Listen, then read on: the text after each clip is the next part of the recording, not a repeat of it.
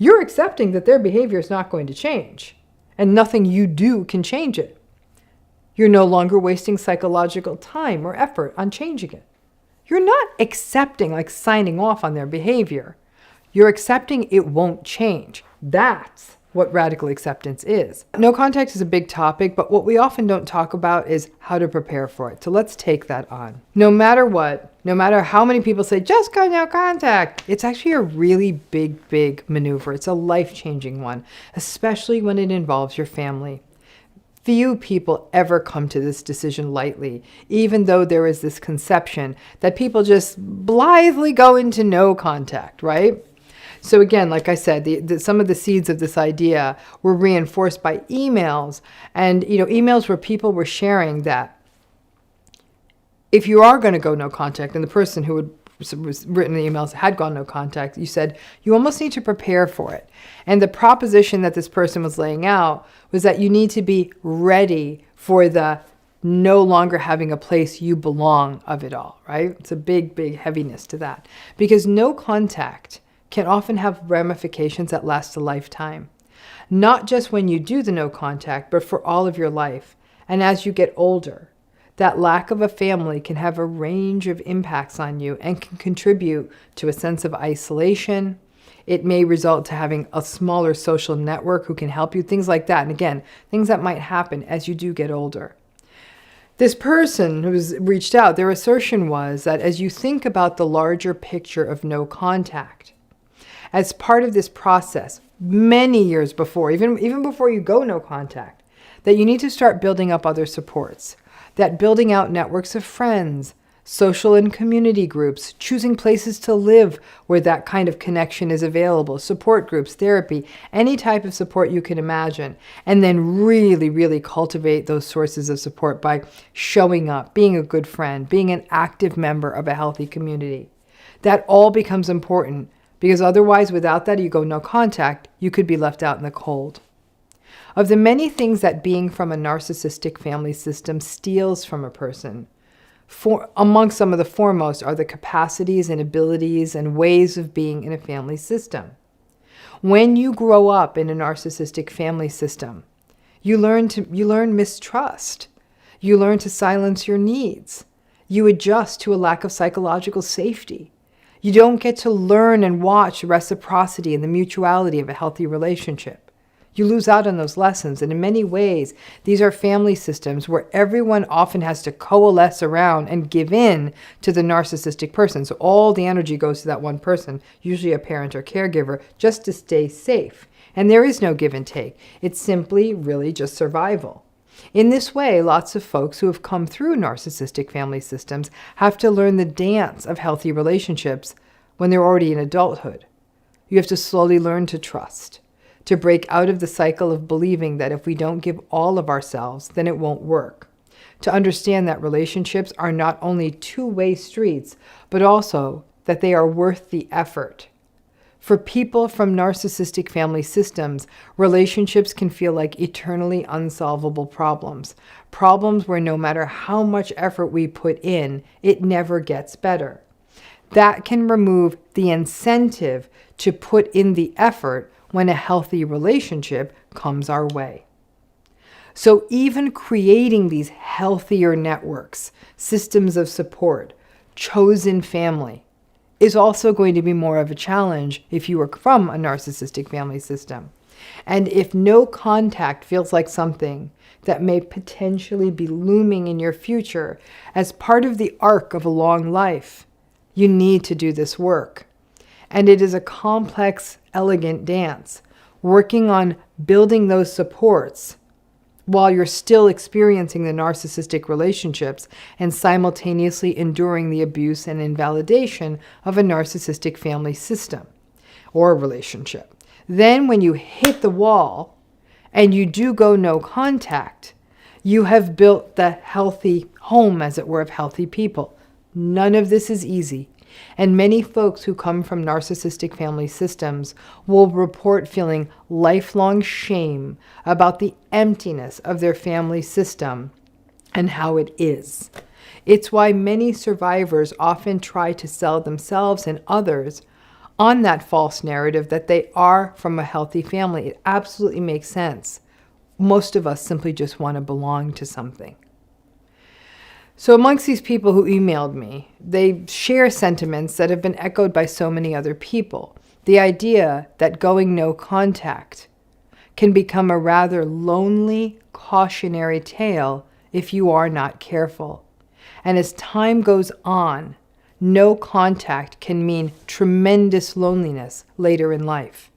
That while going no contact can protect you from the ongoing cruelty of a narcissistic family or partner, that blocking yourself from abuse through no contact is only part of it. The other part of it is that you need soft, caring places to land. Relationships where you are seen and where you see others. Places where your long-term commitment to supportive spaces is reciprocal. And it means that there will be people there for you, and you will be there for them in the long term. We are often sold a bad bill of goods that you have to give all of the best of yourself into a family. If you had the genetic bad luck of coming from a family that is not emotionally and psychologically healthy, giving the best of yourself to that system, especially as you enter into childhood, while it's a tough cycle to break, it could mean that you're throwing the proverbial good money after bad. I always forget. Is it good money after bad, bad money after good? I always forget. Anyhow, learn from what others have experienced. No contact isn't just no contact. It's a multi-pronged process that is more than just about protecting yourself from the narcissistic person. It's also about clearing out space in which you will build absolutely essential supports so that you have the very crucial human experience of seeing people and being seen.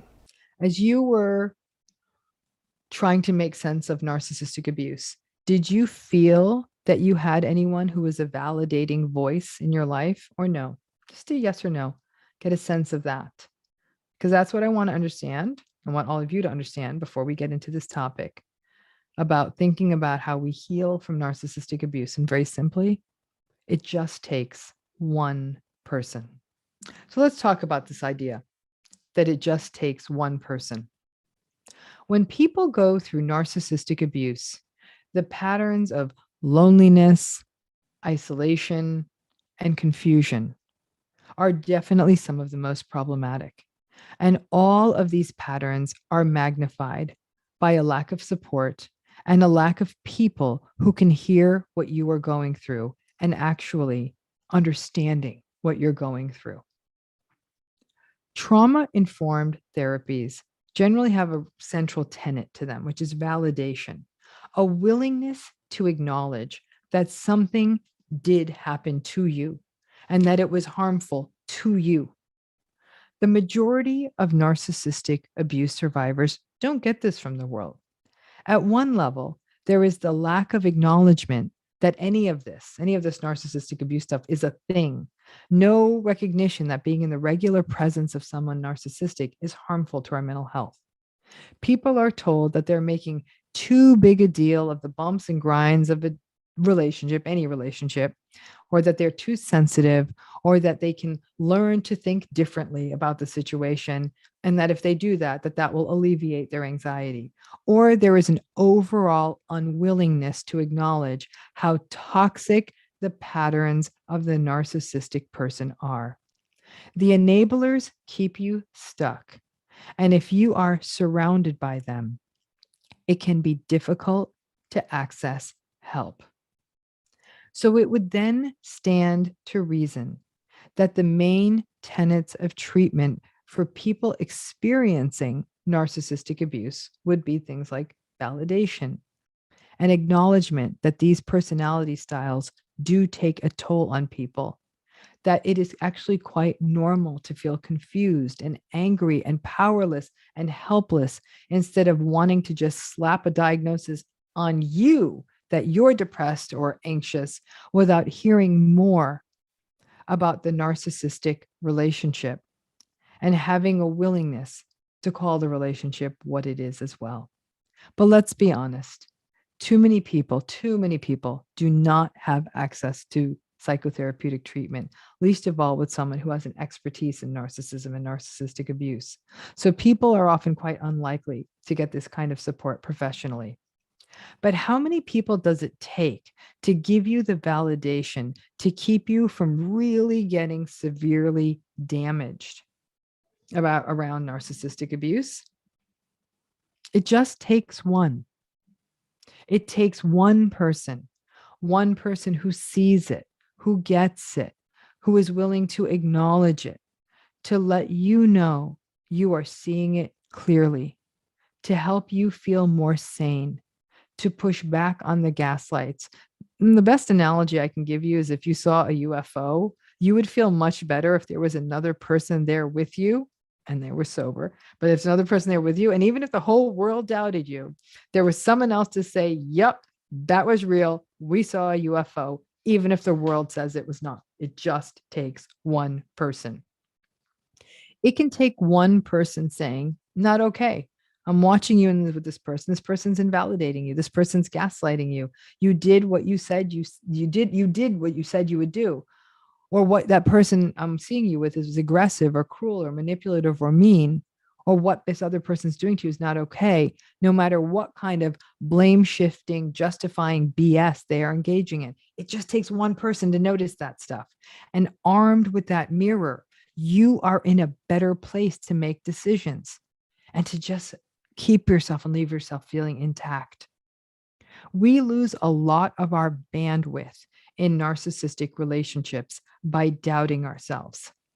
Did I say that? Am I the bad one? Am I overreacting? What do I do about this? How do I survive this? Am I good enough? What did I miss? Am I the dumb one? All this rumination takes up a lot of energy. It's like running 20 computers on your home internet. The whole thing is going to slow way down. And with that lost bandwidth, it is even harder to advocate for ourselves, make decisions, do the things we need to do to get out of a situation, to get the help we need, or to even begin to think about healing. So if one person validates you and is able to give you a clear mirror, we get that bandwidth back, right?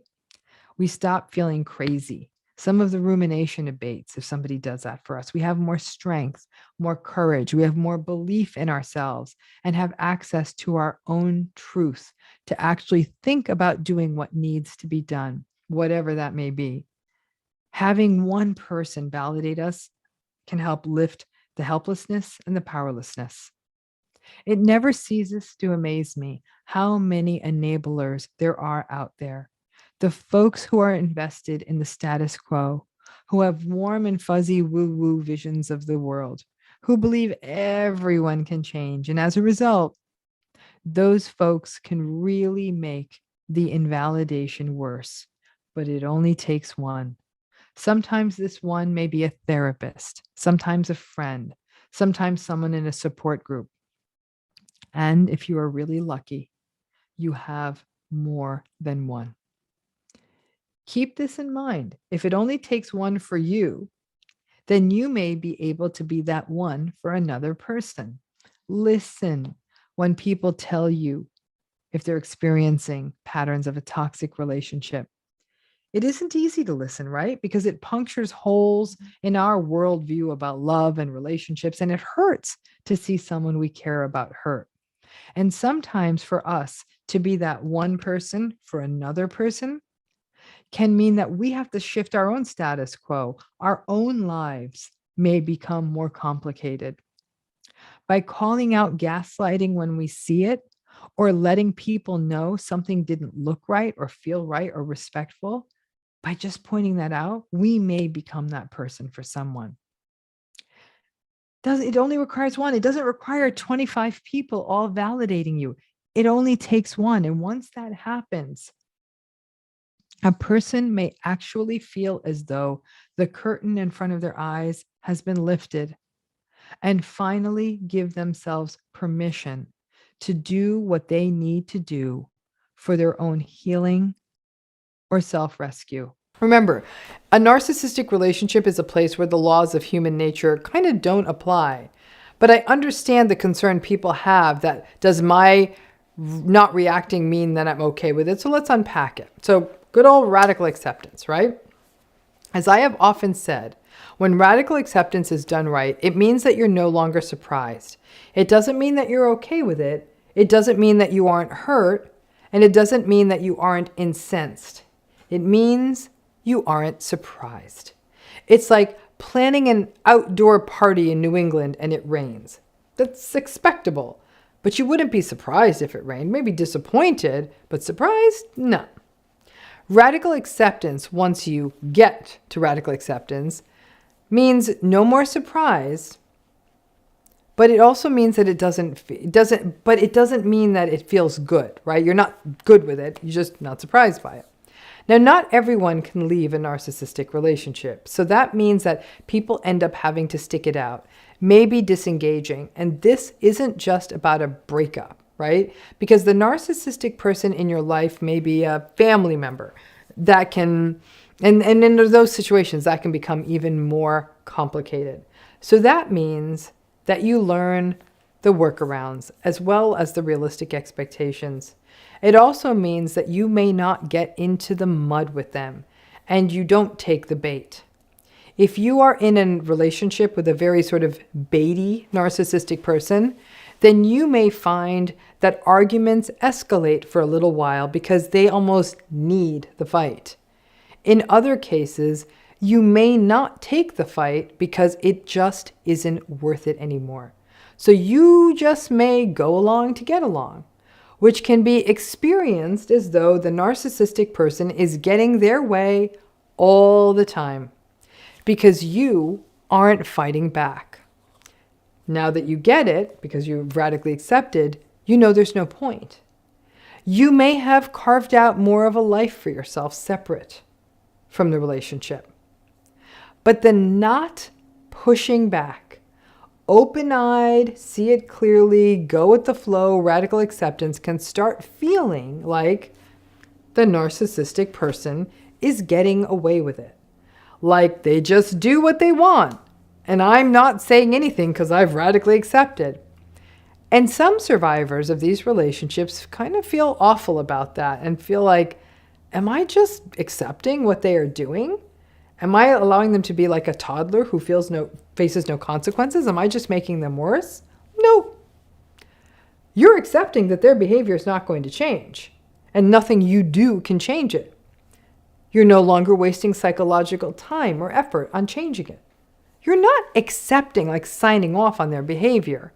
You're accepting it won't change. That's what radical acceptance is. Yes, to the world around you, if anyone ever spies the narcissistic person's behavior and they're being terrible and they may wonder why you, maybe as their partner or family member, aren't addressing it, maybe you not always fixing it means other people are finally noticing the narcissistic person's behavior because you are no longer acting like a rodeo clown and running around and trying to make excuses for it or get ahead of it or explain it.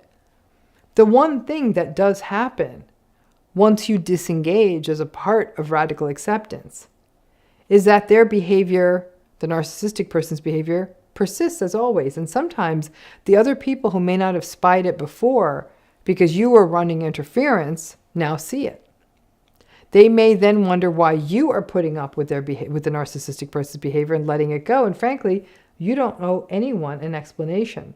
But the simple answer would be that they, the narcissistic person, is responsible for their behavior. And if you have an issue with it, take it up with them and not me. And then let that person deal with the wrath of the narcissistic person. For a long time, your hard work, you're acting as a human shield, is what blocked everyone else from seeing their narcissistic behavior. If people see it, let them deal with it. The idea that if you don't make the narcissistic person accountable, you're just sort of going with it, is that they're getting away with something, is not true. Let me put it to you as a question. How did it work out for you when you tried to make them accountable? I'm guessing not so good. So whether you go along, say nothing, say something, it's all the same. The narcissistic person isn't accountable and never will be. And no, you are not enabling them by saying nothing. There is no point. Enabling would have been if you were really saying their behavior is not a problem, it's perfectly fine, and stop talking about it. That's not what you're doing.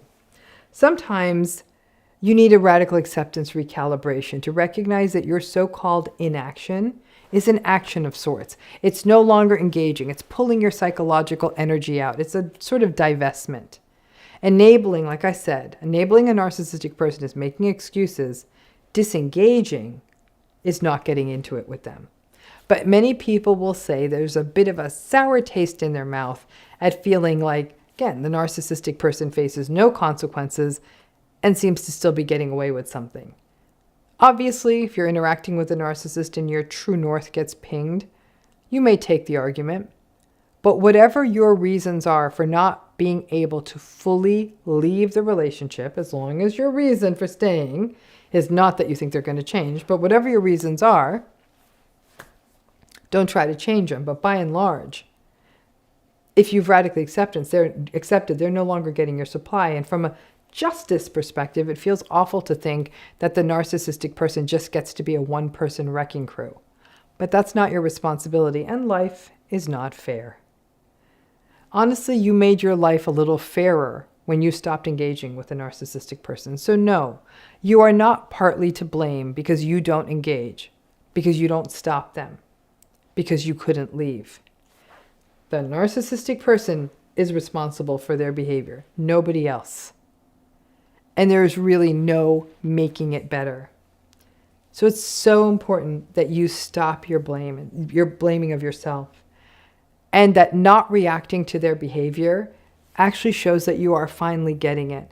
It can feel like, am I just rolling over and letting them get away with it? No, back in the day when you made excuses for it, justified it, tried to get ahead of it, and tried to understand it, that was something different. But not reacting to it because you know it won't change, that is self-preservation. Let me go ahead and read this question that somebody asked. And I think it might be meaningful for a lot of you. So there's a person who's actually going through recovering from narcissistic abuse. And this person said, my goal is to feel indifference about the narcissist in this person's life and to feel indifferent about the abuse. I'm not so sure you'll ever get there, but to feel indifferent to the narcissist. How do I get there? I've been out of this relationship for a year and I haven't had any contact with this person, but I'm still struggling with negative emotions, including anger, anxiety, depression, and fear. Okay, I think this is a fantastic question and a really important one because it goes back to another video I had made about the concept of indifference. Now, in prior videos, I have talked about indifference as sort of being the top of the mountain, right? Where if you can get to this sort of mindset of indifference where you may have released the narcissist, great. But I need to be clear with you, okay? It doesn't mean that you're going to be free of all negative emotions. And it also doesn't mean that you'll ever become indifferent to somebody's cruelty towards you. Indifference is really about no longer caring about the narcissist themselves. You don't care if they're happy. You don't care if they're sad. You don't care if they're in a new relationship. You don't care if they're alone. You don't care if they're rich. You don't care if they're poor. You don't care if they're dead. You don't care if they're alive. You just don't care. That said, if you ran into them, I can guarantee that you would be uncomfortable.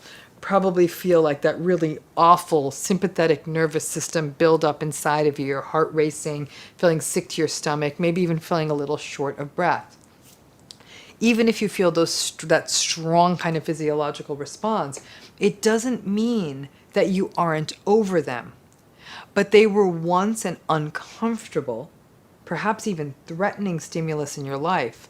So obviously it would make sense that seeing them would be unsettling, but you may still be indifferent to them.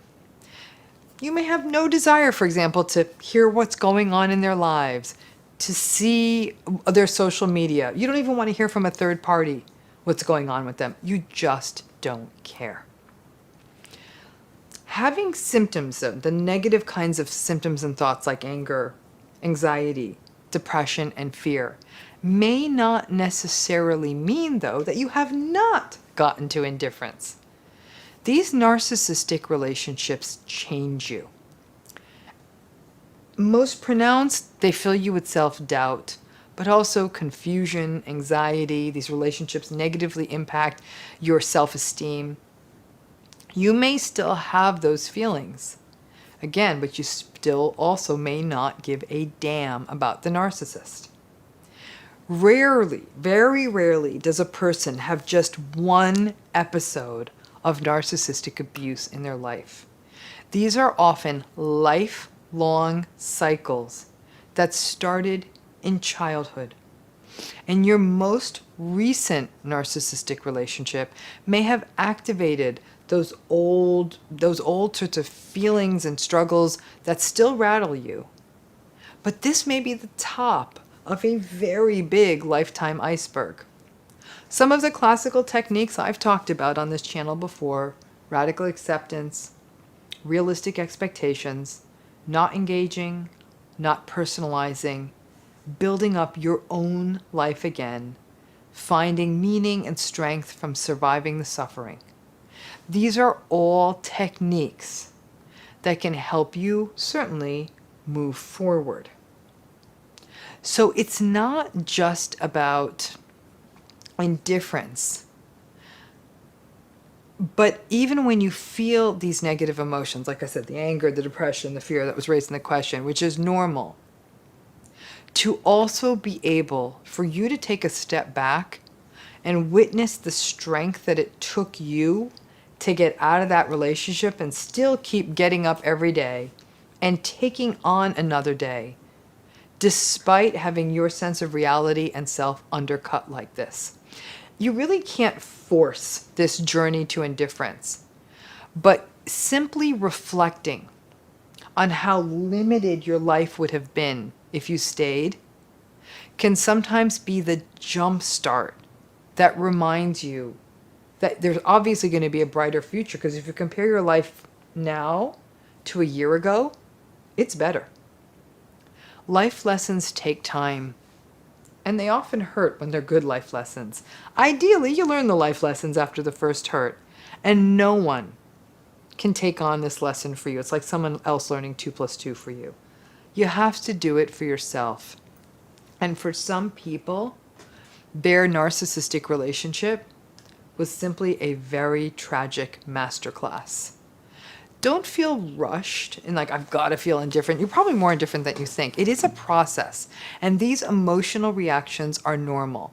And for this reason, survivors of narcissistic abuse are strongly encouraged to work with a therapist who gets narcissistic abuse, or to participate in a support group or group therapy in which these issues are appropriately managed and discussed. So it's, many of you might be thinking, yeah, I don't feel indifferent because I'm still having strong emotions. Yeah, you may feel more indifferent than you think. However, if you do still find yourself really upset about the narcissist's life, about the narcissist as a person, then yeah, there's still a little ways to go. You will get there, and it'll happen in such a subtle way. Your own life will move on, you'll figure it out, and you'll really feel free after that. But it definitely takes a minute. Lots of people talk about all meaning, purpose, and it's great. It's not magic, but the fact is that surviving feels hard enough when you're in one of these relationships or coming out of one of them. So this idea of meaning and purpose-oriented work can really feel like a very heavy lift. Meaning and purpose are about making sense of what is happening to you, what has happened to you, to create a more coherent narrative, to feel more significant in the world. And there are things that you are meant to do, and again, that you matter. So trying to make sense of the confusion of the narcissistic relationship is completely overwhelming because it doesn't make sense. Someone who proclaims to love you is willing to manipulate you, shame you for who you are or how you feel. How are you supposed to make sense of that? You don't. It doesn't make sense. Unfortunately, this is how this personality works and shows up in relationships. Now, finding meaning and purpose When you feel confused, the way you do in a narcissistic relationship can feel even more confusing. So then a lot of people give up, like, forget meaning and purpose. I can't do this. Now, after we have been through narcissistic relationships, the mistake is when we try to find the meaning and purpose in the relationship. And we can get caught and lost in this process of trying to make sense of the relationship, finding lessons in the relationship. You might get lost into digging deep into these thoughts of what were you taught in this relationship? What did you learn about yourself? What did they teach you? What did you learn about life? You dig deep, and I understand I've done the same, so you can think that it wasn't a waste of all these years in that relationship, that there was some meaning and purpose that can be derived from the relationship. But I'm not sure that that's always the correct approach. I was recently listening to my dear friend and colleague, David Kessler, the grief expert, speaking recently, and he said something that stuck with me. He said, "The meaning is never in the death. It is in us afterwards." Now, obviously, David's work is very focused on death, and he was talking about the loss of death, but his words struck me so hard as I thought about people, any of us, surviving from narcissistic relationships. The meaning is never in the death, he said. To me, that jumped out as the idea that the meaning is not in the relationship, especially when it's an abusive relationship. The meaning is in us afterwards. And that can be a way to do the very important work of meaning making and purpose as we heal from narcissistic relationships. The meaning is in us afterwards. Think about that. Despite all that happened to you, the invalidation, if you were lucky, the conditional love, the manipulation, the gaslighting, the subjugation, the feeling guilty for having a need, a want, a feeling, the being shamed for wanting to follow your own interests and dreams, the betrayal, despite all of that, you still get up every day and do things in the world. Maybe you care for children, maybe you go to work, maybe you're a good friend, maybe you care for others, but you keep on keeping on despite what happened to you. Despite all that happened to you, you remain empathic and compassionate, and I'm guessing very empathic and compassionate, despite, for years in significant relationships, getting none of that back. Despite all that happened to you, you may still believe in love. Despite all that happened to you, you may explore new interests in your work, in your life, hobbies. Despite all that happened to you, you find beauty and you feel awe and joy when you see or feel something that's inspiring or even just simply beautiful. Despite all of it, you still enjoy talking with people and hearing their stories. So, despite what happened to you, many of you, and it's still happening to you, many of you are finding meaning and purpose. You get up, you live life. You may care for others, you may feel deeply, you may connect to other people. You engage in human activities that matter to you. You feed your dog. All of that is a big deal. And as you become more clear about the relationship, the patterns, radical acceptance, realistic expectations, the grief, the choices, you may or may not stay in the relationship. It may or may not ostensibly end. But because you are now seeing it clearly and interacting with it differently, I think it's fair to almost characterize it as a sort of death. It's not the relationship you thought you were in before, but you do keep living and moving forward. And the you, after you fully understand the narcissistic relationship, whether you're still in it or not, that's the meaning in you afterwards. Meaning and purpose don't mean some big existential jump into the abyss. It means simply that you are more present in your life, getting joy from some of the moments, enjoying you in those yourself in those moments, allowing you to show up as yourself, allowing yourself to be in a life at times without always wondering if the narcissistic person would approve or whether they'd get angry. All of that qualifies as meaning and purpose. But this isn't about you having to engage in what can feel like the inauthentic and uncomfortable exercise of what did I learn?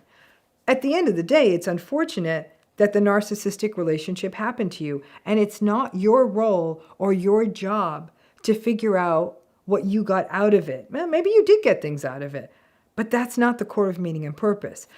Because when you do that, once again, you're trying to make sense of something that really doesn't make sense, or run the risk of even rationalizing the relationship. The more important work is to focus on you, on the you who was able to keep on keeping on, love children, for example, despite co-parenting with a narcissistic person, or to keep living life and laughing out loud at times, being a good friend despite the chronic narcissistic abuse. That's the meaning and purpose, that you were able to keep going. The meaning and purpose is embedded in that you are learning that you are resilient, strong, persistent, patient, and that these skills and strengths will generalize into other spaces in your life: work, creativity, caregiving, relationships, and perhaps those things you learned about yourself are what will foster your meaning making as you go forward. If you can still live and laugh and even love after one of these relationships, let me tell you this, you have one hell of a deep capacity for making sense and finding purpose. It's so easy to get lost in the current of, let me figure out what I learned from the relationship. Nah. Yeah, you learned something, but it would have been easier to have learned that in a much simpler way, right? This is really about looking at yourself afterwards and reflecting on your capacities, your compassion, your empathy, the things that may have meant that during the relationship, you made lots of rationalizations and excuses. Those best parts of you, that yeah, they did those things, but those best parts of you still remain.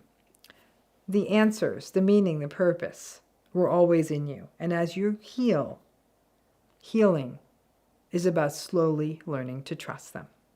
Thanks again.